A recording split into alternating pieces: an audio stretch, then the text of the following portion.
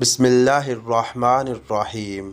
दोस्तों, आज की वीडियो में मैं आपको बताने वाला हूँ गुस्ल मुस्तहब कितने हैं और कौन कौन से हैं। यानी ऐसे गुस्ल जो गुस्ल जनाबत के अलावा त्यौहार के मौके पर किए जाते हैं, उनमें से 10 गुस्ल आपको बताने वाला हूँ। जानिए आज की ख़ास वीडियो में। नंबर 1, शाबान की 15वीं रात को जिसे शब बारात कहते हैं। नंबर 2, अरफा की रात में यानी 8वें ज़िलहज्जा का दिन गुजर कर जो रात आती है। नंबर 3, सूरज या चांद ग्रहण की नमाज के लिए। नंबर 4, मजलिस मिलाद शरीफ और ऐसी ही दूसरी मजालस खैर में शिरकत के लिए। नंबर 5, गुनाह से तौबा करने के लिए।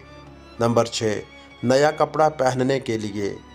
नंबर 7, मक्का मुअज़्ज़मा या मदीना मुनव्वरा में दाखिल होने के लिए। नंबर 8, खूब तारीकी या सख्त आंधी के लिए। नंबर 9, सफ़र से वापस आने के बाद। नंबर 10, जब बदन पर नजासत लगी हो और ये मालूम ना हो कि किस जगह है। इन सब के लिए गुस्ल करना मुस्तहब है। दोस्तों, मज़ीद वीडियोज़ के लिए चैनल को सब्सक्राइब कर लें।